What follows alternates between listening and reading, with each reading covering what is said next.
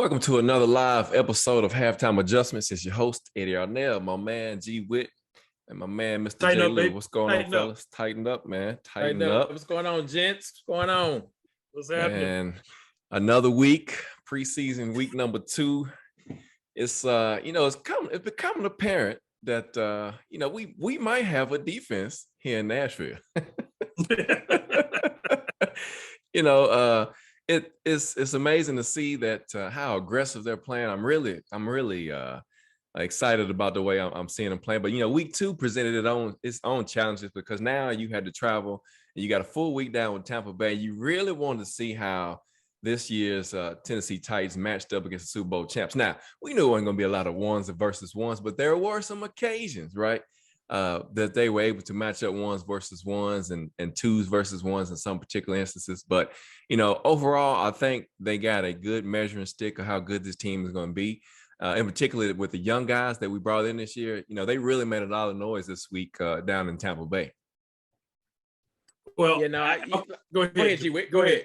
Well, I was just going to say one thing real quick. If you don't mind, I know we want to get into the game, but hey, man, look, you got to feel for the Reese family, man. Floyd passed away. Yeah, definitely. Yes. I was thinking about his last draft for the Titans, and I just went back over it real quick. V.Y., Lindell White, Stephen Tulloch, and Courtney Finnegan was in that draft, and they played for a long time. So just showed the man did have an eye for talent and everything. And great. Look what he brought in, man. Yes, McNair, Eddie George, Curse. Yeah. I mean, that was he brought a lot of talent here in Tennessee. He brought a lot of talent. It was Keith Bullock. I think people don't give him enough credit. Let's take the talent that he brought in off the field, but he was the general manager when the Titans was a nomad team, didn't have a home.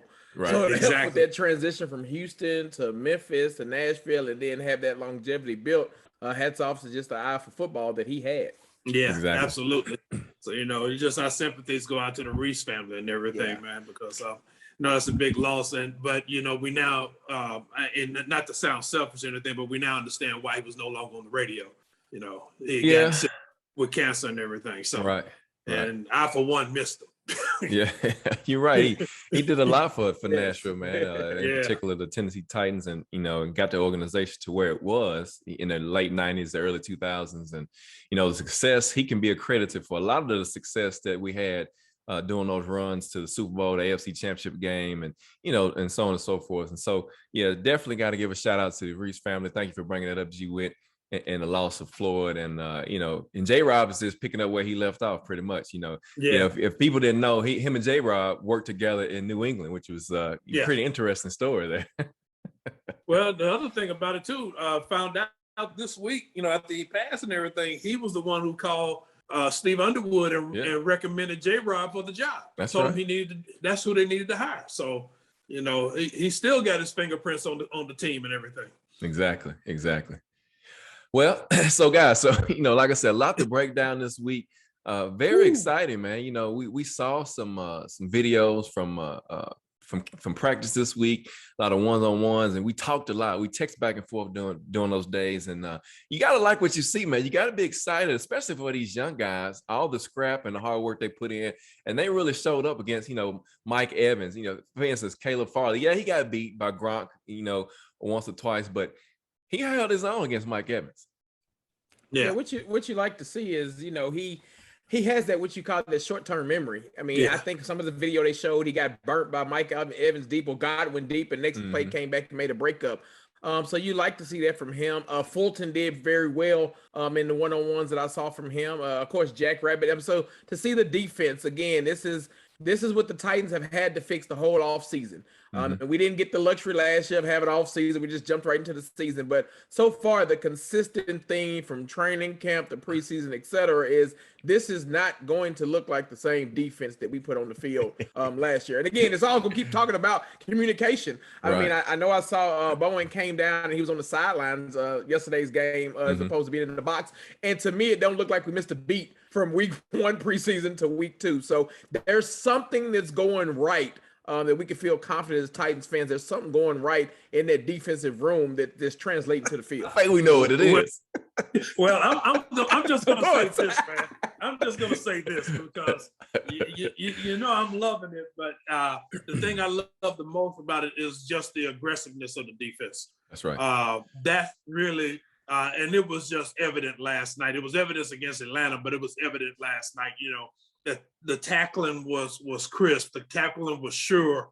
There were a couple of misses and everything, but I mean they just kept coming after them. So you know, we look at the game and you see where they pretty much, let's just be honest about it, they dominated.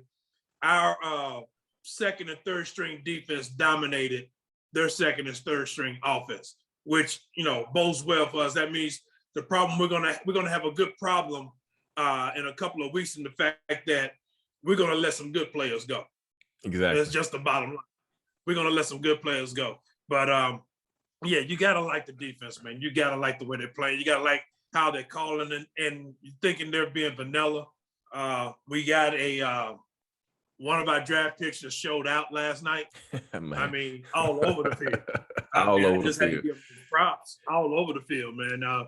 You know, and I just like the what I'm seeing. You know, it's good to see Rice out there after he had to be carted off in the practice. You know, to see him out there playing and making plays and everything. Yep. So yeah.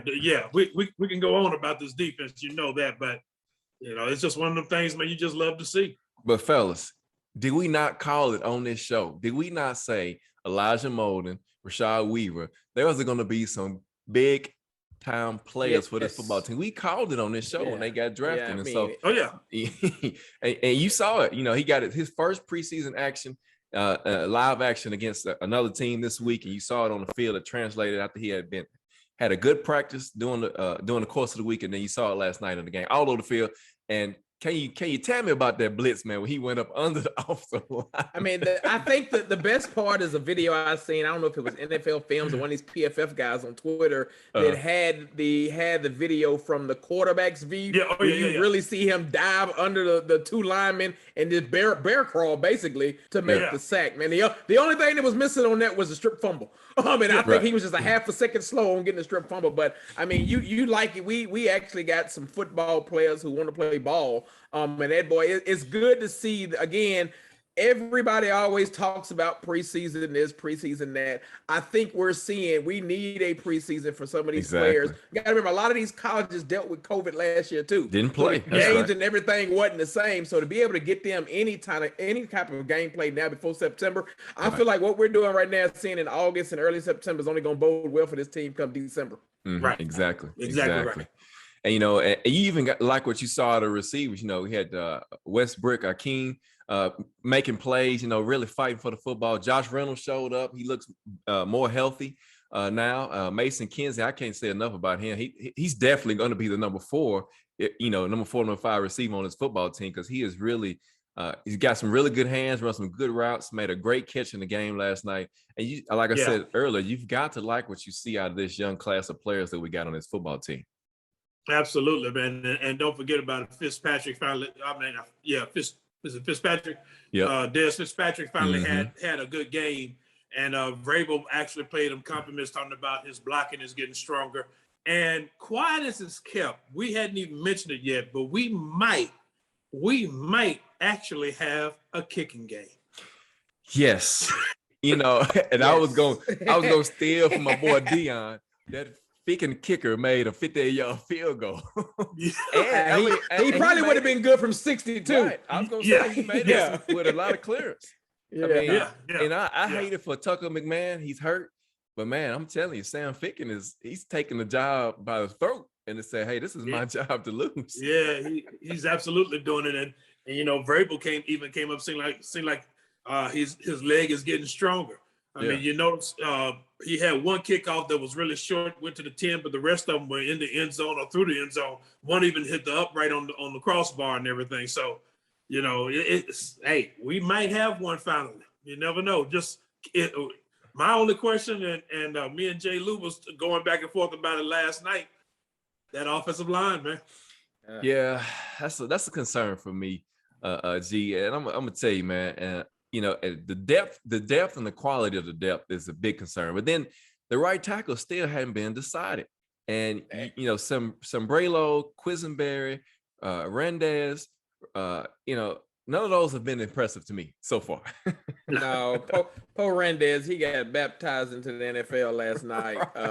I will say this for the young fella, because again, it is preseason, and we got to remember he played one game last year. That's true. I will say you can, if you go back and watch the game, and we know it from when they drafted him. His strength is run blocking. Right. When he was in there, he probably graded out as one of the best linemen run blocking last night. He did. When he was getting baptized was when you were trying to have him pass block, which we know he's not good at doing yet. So I feel like again, I don't see him starting right tackle at the beginning of the year, but I think they can bring him along because we know this team is built to run the ball. And I think you will see if he does get that right tackle position, we will keep a lot of tight ends on that side just to help with Chip, especially with Taylor back on the left side, solidify that side. But it's again, the starting five has to stay healthy because behind them, again, where we talked about the center play, it's still getting blitz up the middle. Man. I mean, we still blitzing up the middle. Man, I'm telling you, man, that Muntz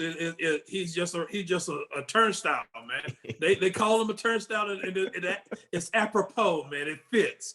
I still like the undrafted free agent center better. I think he does a better job. Personally, I think Lamb is going to be your starter on your right tackle. I didn't see anything from anybody else to make me think that it would be anybody but Kendall Lamb starting at the right tackle. So, and we know that his strength is also run blocking. It's not pass blocking. So, yeah, tight ends are going to be chipping a lot in this offense. They're going to have to because hopefully they don't try to pull a Ken Wisenhunt and leave those weak right tackles out there on the island by themselves. The way Ken Wisenhunt used to do it, man. You got to chip with a tight end just to give them some help and everything, just to help them out because I mean, Rendez, man, his form on pass blocking is horrible, man. It's horrible. And Mr. J. Lee, you make a good point. He only played a couple games last year, just like Caleb Farley. So these guys, it's going to take a minute for them to get in the flow of the game. But you're right. I don't think he's a week one starter. And matter of fact, he might not be the first 4 week starter. Well, we'll see. A lot could happen. You still got a few more weeks left before September 12th comes around. And got one comment. Will was asking about Darrington Evans. Have we heard anything about him? Vrabel hadn't said a thing. He, as far as we know, he's still having an issue with his knee, but we'll see what happens here in the next couple of weeks and see if he's back at practice and see if he plays against the Bears, which he probably won't if he's not available. But I'm telling you, he need to come back because Mekhi Sargent, that guy, he's the real deal, man. That guy's the real deal running that football. Yeah, can you imagine him running with a good offensive line? That's exactly what I was going to say. I mean, you look at everybody else who was running the ball last night. They would get hit in the backfield. He was behind the same terrible offensive line. I think finished with almost 80 yards rushing. And he was just hitting the hole hard and carrying folks. So he's definitely making a case to solidify that second or third running back spot on this team. Right. Yeah. And Brian Hill, I mean, he runs hard too, even though he didn't have the production as Sargent had, but he runs hard between the tackles. He caught the short pass, he broke some tackles and got down the field. He's another big, strong running back. And, you like what you got on this football team. And yeah, I agree with you, Gorilla 10. He says it feels good to nitpick at this team. It does, because, you got a lot of talent. It's going to be hard. I agree with you, G Witt, come cut day, because there's a lot of DBs that can provide you quality depth. Chris Jones, McDougal, Bodie. Well, how do you pronounce his last name? Body Calhoun. There you go. Body Calhoun. Breon Border. So it's a lot of depth in the secondary. These guys going to be there, and it's going to be interesting to see what direction they go as far as who they keep. And because a lot of these guys are going to play a lot of special teams, but they can also play in the secondary, as you saw last night. And it's not like, I hear people saying, oh, it's a 2s and a 3. Yeah, but we were playing our 2s and our 3s on defense. They were still dominating, like you said. Yeah, man. We're talking about, the worst third down defense in the league last year, and everybody keeps bringing that up. And in 2 games, they're only allowing 16% conversion on third down. 2 games, they only gave up 3 points. Right. 3 points a game. They ain't gave up a touchdown yet. No, so I don't care who's out there, but you see it. I mean, really, think about it. Hey man, I never forget. Keith Bullock told me that one time at Titans practice one time. They got off the field and I said, "Oh man, it's the third string running back." He said, "It don't matter. He's on the field." I'm like, exactly right. I got you. Right. Like you said, our 2s and 3s were playing against their 2s and 3s, and our defense was actually dominating. And I mean, getting turnovers. Common theme. What we've been hearing all camp. Yeah. They intercept Brady 3 times the first day. Yeah. And here's the thing I will say. Now, we're talking about the practices and everything. I was interested to see what was going to happen the second day because you knew adjustments were going to come. Oh yeah. And that was the thing. I think that was a learning lesson for the young guys in the secondary and then on the defense. You got to get ready for adjustments. Only it won't be a day between adjustments. It'll be a half between adjustments. Exactly. So you got to be ready. Just because you win in the game in the first half don't mean you're going to win in the second half. If they come out and make adjustments, they're not going to do the same thing. And Tom Brady was probably upset because they got punched in the mouth on day one. Let's just be honest about it. Yeah. They got punched in the mouth day one. We came down there. We had something to prove. They were probably like, it's just another practice, but we wanted to show that we can match up with the champs. And then of course they come out in day two and they get us. But hey, you like it though. You like we played up to that level, a championship level football team. And it's gonna go like this. You're gonna have your quarters. I interpreted it as the first couple quarters we were up, then they came out the second quarter or whatever, third quarter, and then they got back up. So it's gonna be those ebbs and flows of a football game. And like you said, G, they just have to learn that you got to come out the adjustments and play the game. Yeah. Now I understand what's gonna happen, man, because so when we saw the clips and everything from day one, I was like, okay, they're gonna adjust. I mean, Tom Brady is not gonna let rookies pick him off like that 2 days in a row. It's just not going to happen. But what you like is the fact that they came out and got the picks. Exactly. They came out and played aggressive, broke up pass plays and everything. That's what you want to see out of them. And again, it's just a learning lesson for them. So that's the reason why I have to give Brable his props for getting that schedule with that young defense to put them out there and let them see, this is what you're going to run up against in the league. So, that way no one's surprised. Right, Mr. J. Lou. So let's go into the game and break it down because I was really curious, and I know you guys were too. If this defense from week 1 is gonna carry over to week 2 and carry over from what we've been hearing coming out of camp with the aggressive play, the turnovers, the sacks, which we saw that, and then who will emerge as the number 2 quarterback? We mentioned the right tackle position. Has it been solidified? And it really hasn't. And so, Mr. J. Lou, as you look at this game, what really stood out to you from this defensive side of the ball? So from the defensive side of the ball, what stood out is, again, I think the common thing. Well, first of all, I noticed another thing. Yeah. Third down defense. Sean Evans wasn't on the field. Something has clicked where they keep Long and Jayon Brown, and I think the starters only played their first 6-7 plays. Right. But after that, I think what the one thing that stood out is, again, to see the aggressiveness with each level of the defense, whether it be the starters, the seconds, the thirds, the fours. I mean, G. Witt talked about a few minutes ago with turnovers. They were everywhere around the ball. If you go back and really look at the game, we should have had about 6 turnovers because we caused 3 fumbles. Right. They just happened to grab back. Bounce back to them. So I mean, one thing I like to see, and it happened. It should have happened twice. It happened once. But when anytime you can turn turnovers into automatic scores, you see the blocking on the fumble return. There you go. Yes. It was a perfect setup. And then even the second with the interception right after that, he was 15 yards away from doing that. So I think seeing the defense again, I don't know if it's Schwartz, I don't know if it's Bowen, whoever it is that's doing something that's got this defense clicking. Again, they have a different vibe about them. They have a swagger. That's what I think this defense was missing last year was a swagger. Right. They have a certain swagger about it. And I know folks say it's preseason. But when I was on the defense last year and I sucked, I need some kind of confidence booster. And I think that's the only thing we're seeing from the defense. So I'll say that's what stood out for me in this game is exactly how we just came out and dominated, kind of punched them in the mouth. Yeah. Go ahead. I just got to say this. And I was on this all last year. But what I like most of all of what I'm seeing, their offense was making plays. Receivers were catching the ball, but the receivers were catching the ball and being tackled as soon as they caught the ball. Exactly. It wasn't this, I'm going to catch the ball, land, turn, wait for you to break down, and then move. Then I'm going to go, no. What I liked about it, Mouton was great on it. Molden, I'm sorry. I keep calling him Mouton. Molden was great on it. Byard was great on it. I thought Amani Hooker was great on it. All the corners were great. Even if the receiver, beat them on a slant, they were right there in the hip pocket to tackle him real quick. And that's what I wanted to see. I wanted to see. You know what helps with that is when you're not playing 15 yards off the ball like exactly. we did. Thank you. To your point, you're right. I mean, I don't think we were no more than 5 yards off the ball on any pass play. Right. And that's what I'm talking about. That aggressiveness on defense. Yeah, they're going to catch the ball. That's going to happen. It's the NFL. But tackle the man as soon as he catches the ball. And you saw that time in and time out, which is really what contributed to a lot of those turnovers that we should have got. Like you said, Mr. J. Lou, on the fumbles. That's what should have, because we were tackling as soon as they got the ball. Right. And one thing, but you got to be impressed with, and I am, because I'm a defensive guy.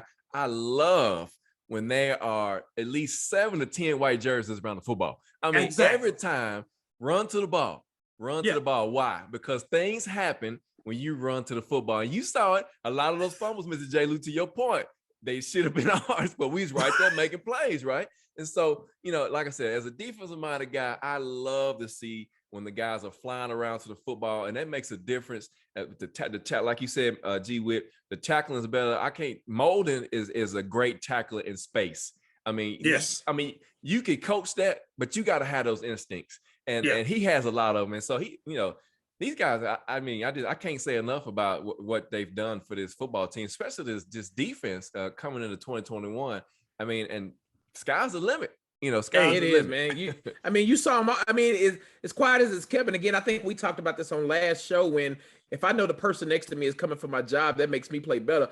Fulton played a good game yesterday. And we've heard everything about, him having some ups and downs. And he played a heck of a game yesterday. Well, ever since Farley came out. Ever since Farley has been out, he's elevated his level. So again, that just makes the entire team better. And to your point with Molden, man, you talked about it during the draft and everything, that Elijah Molden was your favorite draft pick. And the sky's the limit for him. He's definitely day one starter on the slot. Oh yeah. Well, Chris Jackson, he's not making it easy. Yes, he's really hurting not playing last night. But I'm gonna tell you something, man. This is something your defense is actually playing good, because what I did was, I wasn't at home, so I recorded the ABC local broadcast, right? But I also recorded the one from the NFL Network, because that's generally the opposition's broadcast team. And Rendez Barber was on there, and man, he couldn't stop raving about Molden. Matter of fact, he was raving about Molden so much, he's like, let me stop, because every time I talk about him, he makes a play. So what you're seeing out there, and that's a defensive all-star right there, talking about the Titans defense and talking about how good they were playing. And good defensive players recognize good defense, and they're going to regardless. The Honey Badger did it today on Twitter. They had the replay going of him with the sack that he made, and the Honey Badger quoted on that and said a lot of teams are going to regret not drafting that guy earlier than they did. And that's the Honey Badger we talking about, who I think is phenomenal safety. So you're right. Good football players recognize good football players. Yeah, absolutely. And he led the team with tackles, 8 tackles, 1 sack, 2 tackles for loss. And what else? And he deflected the ball for interception because he was in the right place. And that's one thing that I noticed last night, and I know y'all did too, is that even with the McDougal guy, when the routes broke off, they were in the right place in the coverage. And they switched the routes. You saw them talking. The communication is great. Even when they were in motion, they would say scoot over, bump out. Whatever the case may be. It's good to see. And I agree with you, Taylor. The defensive line penetration, I can't say enough about that, man. They are living in the backfield. The nose tackle, Naquan Jones, he's making a lot of noise. Played some good ball last night. Pico's making a lot of noise. It's going to be hard, man. It's going to be tough. It's going to be tough. Hard, a lot of these guys are making careers for themselves, whether they on the Titan squad or not, because they are putting out some good tape.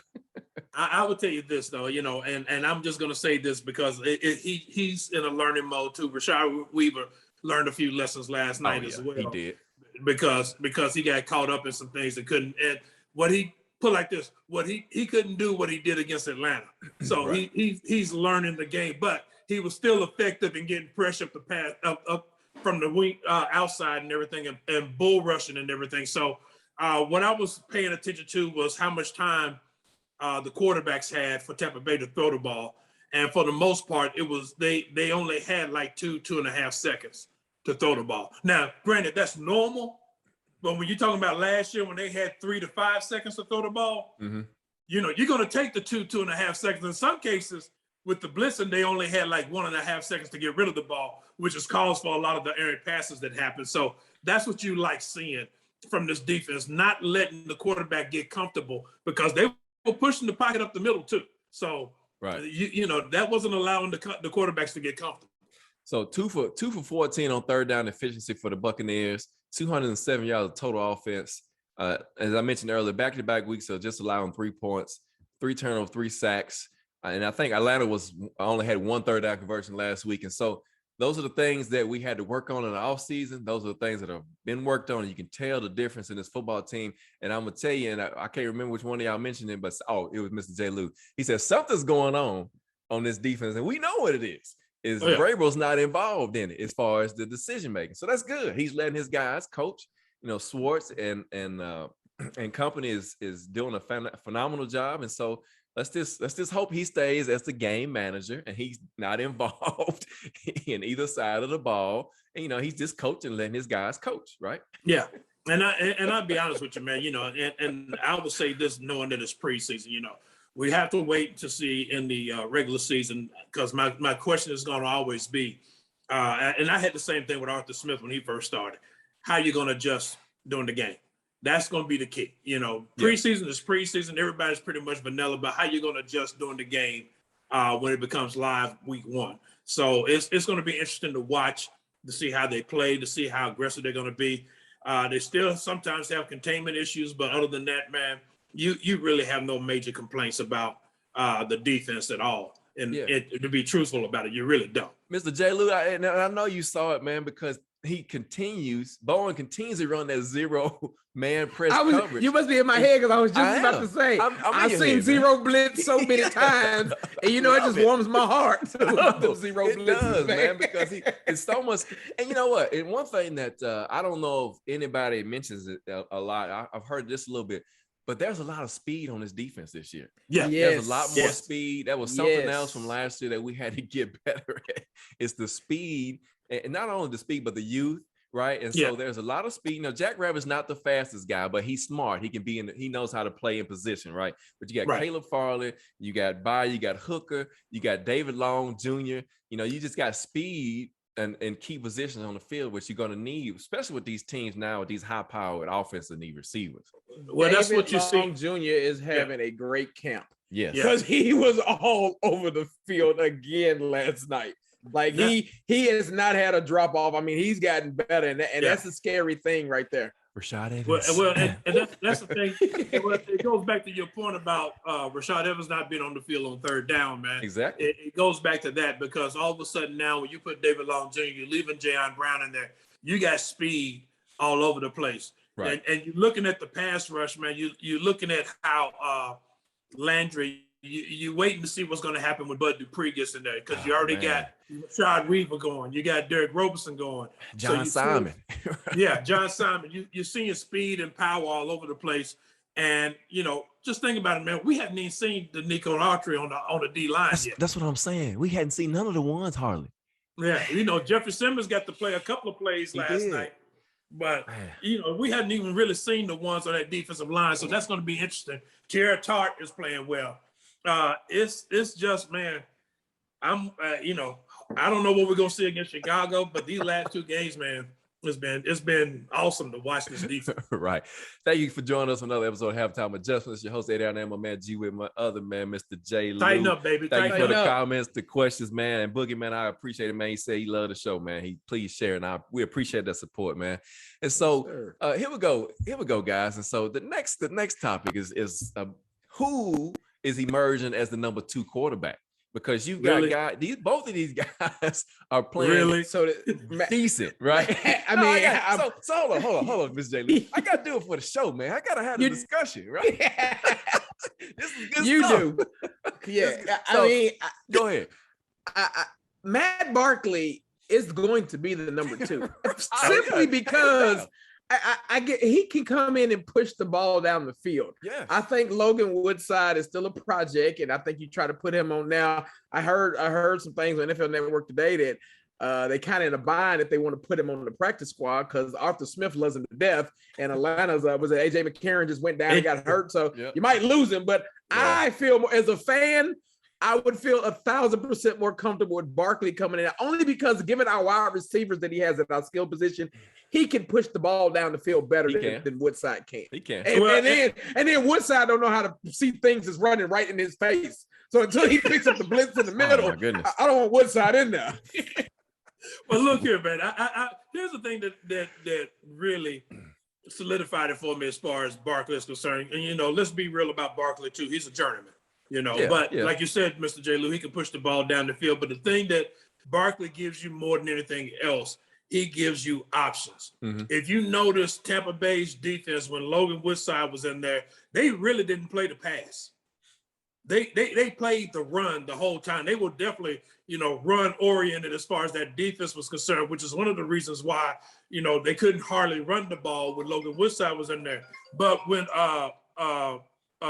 with Barkley in there, man, they actually played a whole lot better. I mean, it gave them options. They had to honor the play action a lot more because Barkley could get out and throw the ball down the field, like you said. Now, the one thing they need to make sure they scrap when they when the regular season happens, the read option. The read option, the read option with Barkley, man. He cannot run. So, scrap that one. Oh my goodness, that was hilarious. I saw it. So no, I agree with you guys. If you just look at the stats from the game, 238 yards of total offense, and I liked how they gave each quarterback, series and put them in different situations. And if you look at the body of work for Barkley, he had 4 drives of scoring drives, 2 touchdowns and 2 field goals. And then Woodside had the one to 23-yard touchdown pass to Dez Fitzpatrick. And so, Barkley is definitely moving the ball down the field to both of your points. He can throw the ball. He threw that dime, that laser to Mason Kinsey between 2 defenders, which is a great throw. Man, he threw that ball, man. I was like, what? My thought first, I was like, what are you doing? Man, he got that. He fit that one in there. Yeah, right. Man, I thought it was I'm like you. I thought it was a pick. No, you threw it in the double coverage, man. But he actually threw it right on point. And give Mason Kinsey his credit. His concentration was great. I mean, he caught that ball, man. I mean, that was a tough catch. That was a very tough catch. And like you said, he had to focus on that ball coming through 2 defenders and catching it in the end zone, which was great. And so, like you said, Kinsey, he's definitely going to make the team this year. He'll be that possession guy, that guy that's going to get you to run to the mark, to the stake, and get the first down and make the catch a tough catch. Looks like anyway. And so we'll see. But a lot of football still left to go. And we talked about Mekhi Sargent. What else can we say? Him and Brian Hill did well. They led the team in rushing. Mason Kinsey and Dez Fitzpatrick both had a touchdown receiving. And so, the offense, offensive line is the Achilles to me right now for this football team, particularly that right tackle. But we'll see. We hadn't had the first teamers out there yet. Doubt we see them against Chicago next week. But you got to like what you see so far in this football team on both sides of the ball, and in particular in special teams. Yeah, I'm going to be honest with you, man. I would go with this. I think you will see some of the first teamers on the O-line because I think they just want to and you're going to see this from a lot of teams across the league. They're going to want to get them at least one good game, a couple of good series. I don't think you're going to see them no more than, at best, a quarter. Mm-hmm. Generally maybe no more than 1 to 2 series at the most. But I think they want to get them in there just to get some work on the continuity and everything. We probably won't see Julio Jones. I'm pretty sure about that. But AJ Brown, yes, you saw Fursker last night, so you'll see him again. Mm-hmm. But I think that's what we're going to see as far as the offense is concerned. They got to, man, because right now, what you got working is pretty much a open sieve. I mean, it's just water flowing through there, man, and they're not really able to stop anybody. So when the rubber meets the roll on game 1, it's going to be rough if you ain't got depth that's ready. Mm-hmm. Exactly. And, and I want to see the first team offense. I want to see the first team defense. I agree with you. I think they get at least 2 series next week. And possibly 3, usually they use that last preseason game, they'll play a half, but you might not see that in this case. But, Taylor Lewan, he got good work last week against the Bucs. He did some one-on-ones in live action. And so he's been working in practice as Saffold and they've all been practicing. They just hadn't been playing. And so, but I agree with you, and I think we see them play in this last preseason game in particular, maybe a quarter or less. I agree. And so as we get ready to wrap this up, man, so after 2 weeks, gents, we've seen the defense being aggressive. We've seen a total makeover. The offense, it is what it is right now. We're playing a lot of backup guys. You really hadn't seen the ones come out there and do anything just yet. But, you know, we see what we got. This team is going to be special if this offense is anything near what it was the past 2 years. And if this defense continues to excel the way it is, this team will be special this year. Yeah, and I mean, I think that's what I think it was, I can't remember the listener that called it out last week that, you know, we still won 11 games last year with the worst defense in the history of the NFL. So if this defense this year can just be middle of the pack, you figure the offense will be not top 5, but maybe top 10. To your point, Ed, that's special because, again, we have yet to see all these weapons on the field. I know folks, I've been one that said, you know, sometimes preseason is what it is, but this is the one year where I'm glad we got preseason just because of no offseason last year and the amount of young guys that we got on this team to get them turned. I mean, we overhauled the whole defense. So you've got to get them out there in the rhythm, I'm glad to see the starters have played the first 2 weeks on defense, got him out there just even going through play calling. Anything like to get them in that routine, I think will carry over the field. And again, practice makes perfect, and everything we've heard since July has been this defense has been way ahead, and it's showing on the field. So I agree with you. If we can get this defense to come to the middle of the pack, that's a special team. And I agree with you, man, because the bottom line is the defense has been way ahead of the offense. If the offenses can be anywhere near where they were last year, even with a new play caller, you know there's going to be some ups and downs and everything. But the bottom line is going to be, we still hadn't seen Derrick Henry, and we know he's a threat. You know, Vrabel's been very judicious with the practice time and everything, simply because they showed the stat last night. You know, Derrick Henry in 2019, 300 carries, 1,500 yards. Last year, 370 something carries, 2,000 yards. So he knows what's going on with his body and everything. Even though Derrick Henry is he's a workout thing that stays in great shape, but he still's like he doesn't need that pounding. So he's not worried about him. And we hadn't seen how this offense is going to work with, like you said, with all the weapons in there, with him in there, with Tannehill in there, with AJ Brown in there, with maybe we get to see Julio. I don't know. I was amazed to see that he was dressed out last night, but and the defense, and the special teams with Dane Cruikshank, if he comes back, because he was great as a gunner on special teams. I thought, really for him, that's when the special teams really took a downward turn, was when he got hurt last year, and he couldn't be out there, be the gunner on punt coverage and kickoff coverage. So I think what we're going to see this year from this special team unit, if the kicker comes to play, we got a team that's going to be one to reckon with. Right. So, yeah, somebody mentioned the 57 points scored by the offense in the first 2 weeks. And then, of course, the defense we mentioned only giving up 6 points total. And so one thing, too, I forgot to mention that I really liked. And so, and you guys remember the play. So Scotty Miller runs an out and up on Caleb Farley. He just about got toasted, right? The ball went out of bounds. But you saw what happened. Jack Rabbit came over. He talked to him about it. What happened, his mistake. Again, Caleb Farley's still working off of Russ, but you like the fact that they're coaching him up. They believe in this guy. His talent is there. His speed is there. We've seen it. It's just he'll be ready for week 1, if not not as far as starting, but you're gonna see him in week 1 playing a lot and a crucial time in that football game. Because to your point, Mr. J. Lou, Christian Fulton has been balling out here in the last few weeks, and he's continuing to make that progress. And that's what happens when you get competition in your position, that you got to come every week, or you'll be on the bench real quick. Yeah, I mean, you talk about Cruikshank. These safeties that we just brought in this week, they made plays all day yesterday. They did. So I mean, I think some of these bodies that we brung in to try to get us through practice are gonna make some of these roster decisions a little bit more difficult than we thought. Because again, I think Cruikshank might be one that's on the outside looking in, given the safety and with what we're seeing out of some of the special teams that we got playing. Yeah, I really don't disagree with you, but I don't know. We'll see how that works out and everything, because I'm really not sure what they're going to do. But I do agree with you. I thought Caleb Farley actually overall didn't play too bad. He's definitely going to see action throughout the season. He's not going to be starting unless somebody gets hurt. But they're definitely coaching him up. I mean, they're definitely talking to him, working on his technique and everything. And even on that play where he got beat, he's a rookie going against a speed guy, and hey, it just happens. It just happens. It just happens. It's the NFL. Anybody can beat you on any given Sunday, so that. The question, the bottom line is, what you saw was Jack Rabbit talking to him on the sideline, telling him where he made his mistake.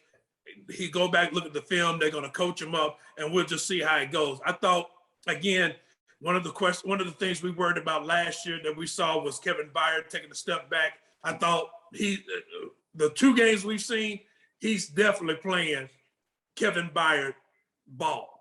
Yeah, what we're used to seeing. Mm-hmm. And I think Amani Hooker is coming in there and actually filling the role.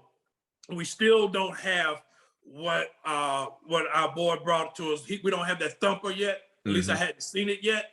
But what you do like, what you're saying, is that very intelligent football, and guys are in the right space at the right time. Okay, I'm sorry. I got to bring this up. I got to bring this up from last night.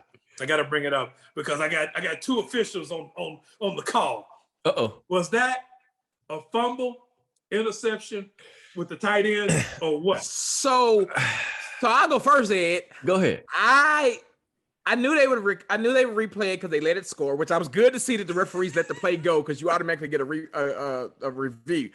I thought it was an incomplete pass. And I only say that because I know to me, they keep making up this rule where you got to have 3 steps for a football move.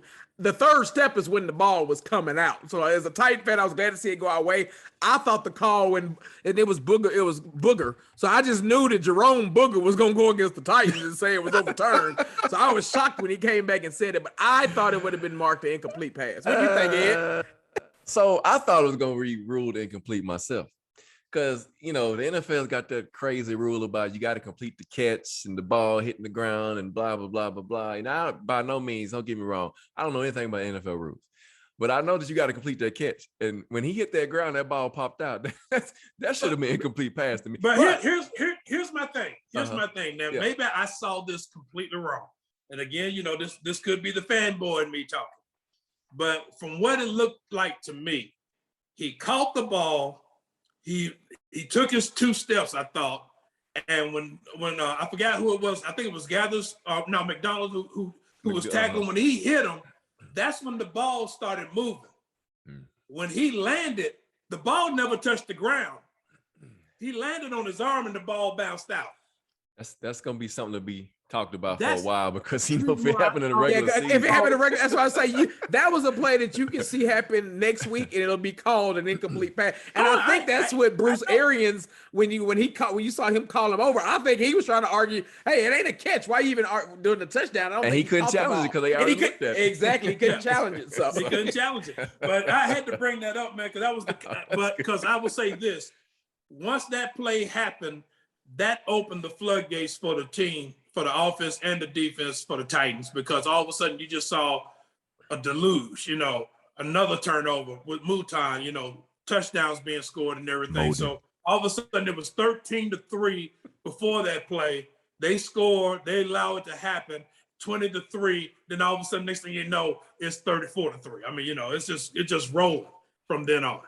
Yeah, and let me get this question.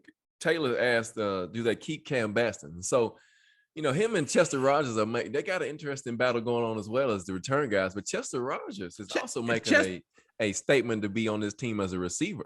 That's what I was going to say. I think Chester Rogers, I think he has the advantage over Cam right now, because if you look at some of the special teams play, I know he had a bogus, I don't even know what they called. They called a wedge block. A wedge block, yeah, which was he didn't touch nobody.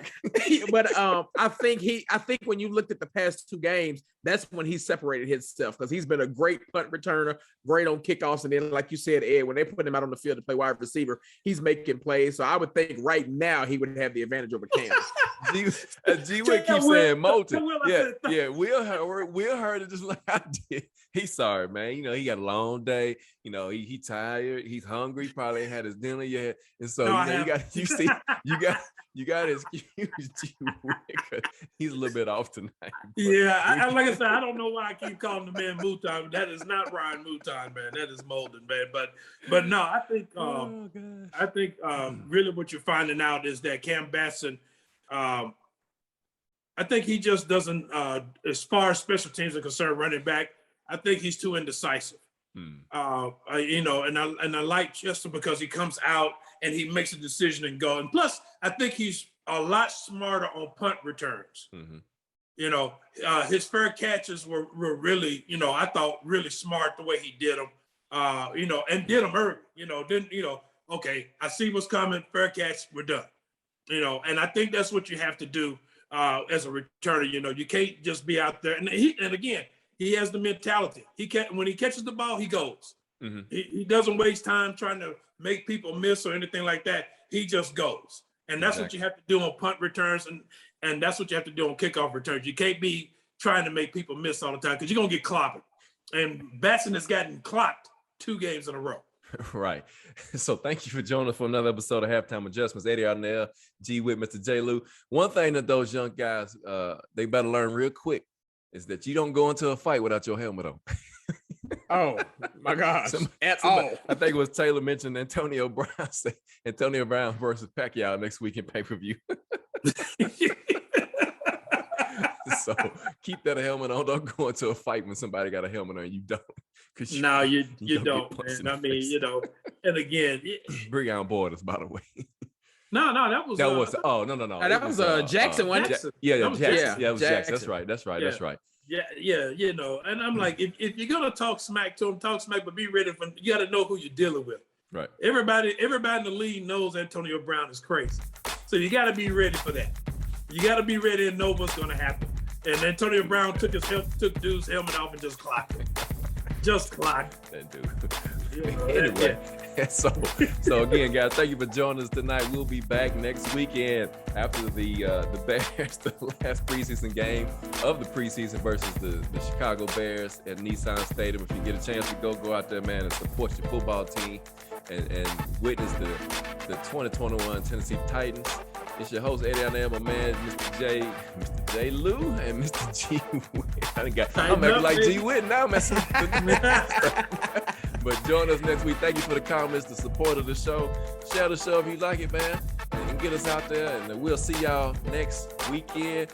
Peace. Peace.